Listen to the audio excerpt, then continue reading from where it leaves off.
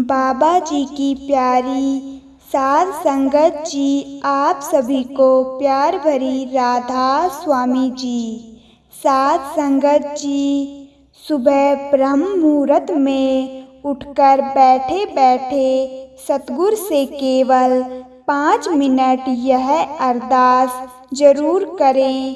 साध संगत जी, हम जो आज आपको बताने जा रहे हैं तो उसे ध्यान से जरूर सुनना, क्योंकि अगर हम चाहें आपको सारे दिन के अंदर वक्त नहीं मिलता, कोई बात नहीं, आप सारा दिन बिजी रहते हो और आप पूरे दिन में नाम की भक्ति के लिए टाइम नहीं निकाल सकते, कोई बात नहीं। और जो समय हम आपको बताने जा रहे हैं उस समय में आप चाहे थोड़ा सा समय भी नाम की भक्ति कर लेते हो, चाहे कुछ समय ही भजन सिमरन को देते हो, तो वह आपका सिमरन सफल हो जाता है और आपको अच्छे अच्छे परिणाम भी मिलते हैं। आपकी भक्ति सफल हो जाती है, ऊंचे दर्जे की हो जाती है और आपको फल भी प्राप्त होता है, जिससे कि आपके जीवन में सुख संपत्ति आनंद सब कुछ आ जाता है। मान सम्मान यह सब कुछ आपको प्राप्त हो जाएगा। इसके लिए हम आपको एक साधन बताएंगे कि जो कभी निष्कर्म नहीं होता है।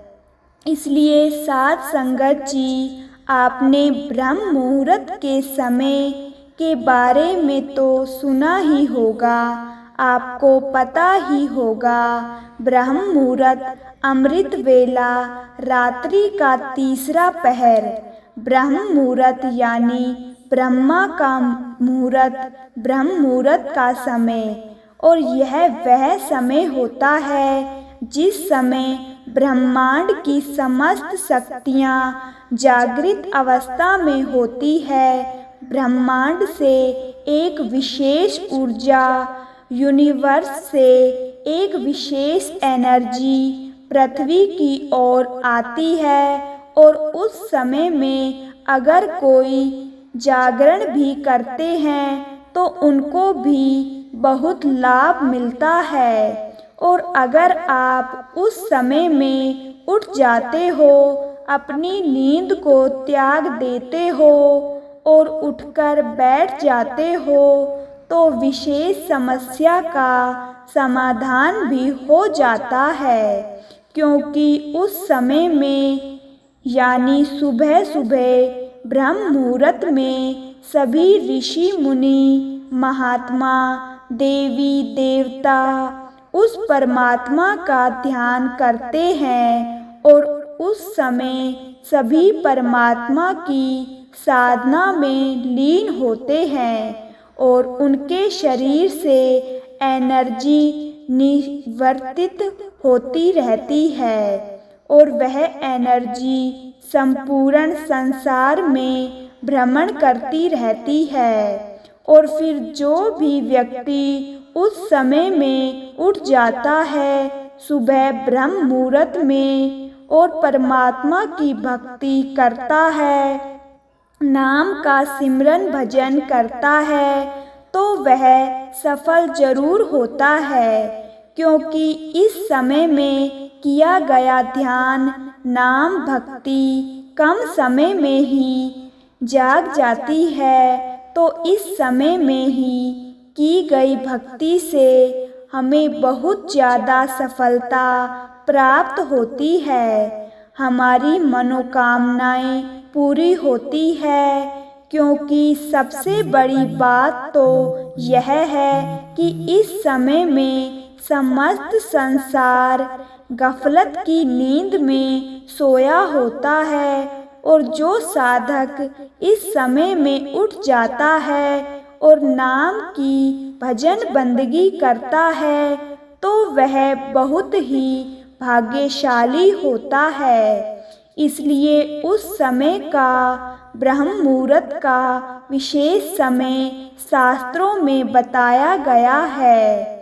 और यह जो समय होता है तो इसको सुबह 3 से 5 बजे के समय को ब्रह्म मुहूर्त का समय माना गया है। और ऋषियों के अनुसार समय में थोड़ा बहुत परिवर्तन किया जा सकता है। और अगर आप इस समय में उठकर भक्ति करते हैं तो आपको इस समय में ही कई भक्ति का फल बहुत शीघ्र मिलता है, बहुत जल्दी मिलता है। इस समय में आप उठ जाएं और बैठकर परमात्मा की भक्ति करें, नाम की भक्ति करें और उस अकाल पुरख से क्षमा याचना करें। और जो भी मांगना है तो वो मांग लें, क्योंकि इस समय में मांगी गई मांग हर पूरी होती है। क्योंकि परमात्मा उस समय आपको देने के लिए तत्पर रहते हैं और आपको देते भी हैं। बस आपको मांगना आना चाहिए परमात्मा से, सतगुरु से, कि हमें क्या मांगना है और कैसे मांगना है, तो वह हम आपको बताते हैं। वह हमें देने के लिए तैयार ही रहते हैं। और साध संगत जी, जिन लोगों के पास इस प्रकार निश्चित समय पर साधना करने का समय नहीं है, जो कि काम से देर रात को अपने घर आते हैं और थक जाते हैं, तो हम उन लोगों के लिए एक साधन बता रहे हैं। अगर वह अपनी नींद की विधि में से थोड़ा सा समय निकाल लें और सुबह 3 से 5 बजे के बीच उठ जाएं, ब्रह्म मुहूर्त में उठ जाएं, और आपको कुछ नहीं करना है। आप चाहे अपने बिस्तर पर बैठे रहें, कोई बात नहीं, बस थोड़ा सा एक्टिव हो जाना है, यानी फ्रेश हो जाना है। और रोजाना के नित्य कार्य कर लेने हैं और अपने हाथ पैर धो लेने हैं। थोड़ा फ्रेश हो जाना है और मुंह धो लेना है, ताकि आपको नींद ना आ जाए, आपको सुस्ती ना पड़े। अगर आप नहाना चाहते हैं तो आप नहा भी सकते हैं। अगर नहीं नहाना चाहते तो कोई बात नहीं, आप अपना मुंह अच्छी तरह से धो लें, हाथ पांव धो लें, और फिर आप अपने बिस्तर पर ही चौकड़ी लगाकर बैठ जाएं और अपने दोनों हाथों को जोड़ लें, जैसे हम माथा टेकते समय जोड़ते हैं। और फिर दोनों हाथों को जोड़ने के बाद अपनी आँख बंद कर लें और फिर परमात्मा से प्रार्थना करें कि हे प्रभु, मैं इस लायक नहीं हूँ, मेरे में इतनी क्षमता नहीं है कि मैं आपकी भक्ति, पूजा, उपासना, साधना कर सकूं। और हे प्रभु, हमारे पास इतना समय भी नहीं है और हमारे अंदर इतनी शक्ति भी नहीं है कि हम आपकी विधिवत पूजा कर सकें। सो हम आप जी से प्रार्थना करते हैं कि हे प्रभु, हमारे जीवन को निष्कर्म बनाएं और हमारे दैनिक कार्यों में, हमारे जीवन में आने वाली सभी समस्याओं का निवारण करें और हमें हमेशा स्वस्थ रखें, हमें हमेशा रोग मुक्त रखें और पर्याप्त मात्रा में धन संपत्ति, यश और सम्मान प्रदान करें। हम आपके पुत्र हैं और क्योंकि पुत्र केवल पिता से ही याचना करता है। हे प्रभु, हम आपसे याचना कर रहे हैं कि हे प्रभु, हमें यह सब चीज़ें आप प्रदान करें और इसके बाद आपको समस्त संसार के लिए और समस्त जीव जंतुओं के लिए, उनके कल्याण के लिए भी उस समय में परमात्मा से प्रार्थना करनी है कि हे प्रभु, समस्त संसार और समस्त जीव आत्माओं पर अपनी दया मेहर बनाए रखना प्रभु, क्योंकि समस्त संसार और जीव जंतु आपकी ही रचना है।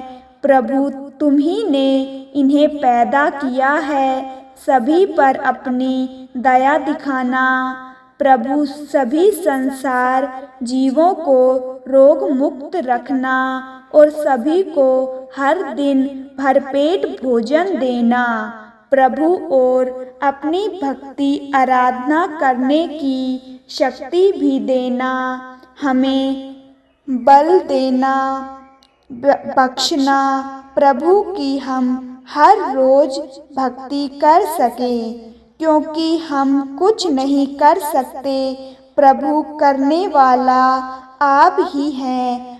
आपकी कृपा होगी तो ही हम आपकी भक्ति कर सकते हैं, क्योंकि जिन पर आपकी कृपा होती है तो वह ही इस मार्ग पर, परमार्थ के मार्ग पर चल सकते हैं, वही आपकी भक्ति आराधना कर सकते हैं।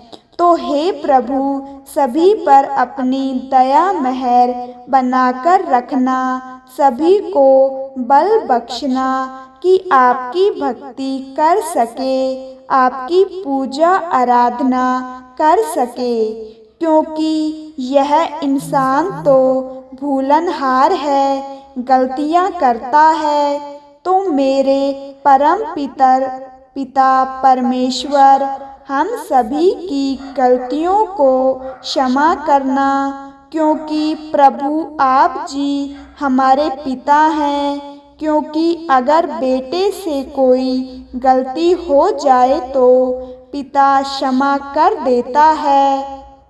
तो हे प्रभु, आप ही हमारे पिता हैं। अगर हमारे से कोई भूल चूक में गलती हो जाए तो क्षमा कर देना प्रभु, और अगर हम रोजाना इस तरह से प्रभु के आगे प्रार्थना करते हैं, सतगुरु के आगे प्रार्थना करते हैं, तो फिर हमारे हृदय से निकली हुई हर बात को हमारा स्वर्ग प्रभु सुनते हैं और वह समझते भी हैं, क्योंकि वह हमारे पिता हैं, वह हमें देते हैं, वह देने वाले हैं। मगर हमें मांगना आना चाहिए, और जो शब्द हमने आपको बोलकर कहे हैं, तो यह शब्द प्रार्थना आपके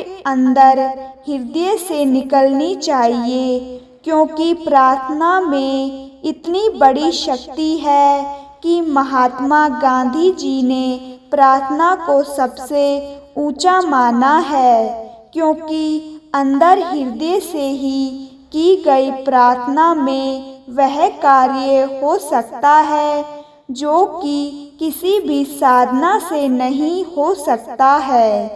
तो साध संगत जी, इस तरह से केवल आपको रोजाना 5 मिनट उस परमात्मा को देने हैं, और फिर जो चाहिए वह आप मांग लीजिए, मगर यह कर्म आपको टूटने नहीं देना है। आपको यह प्रार्थना हर रोज करनी है और उसी समय में करनी है।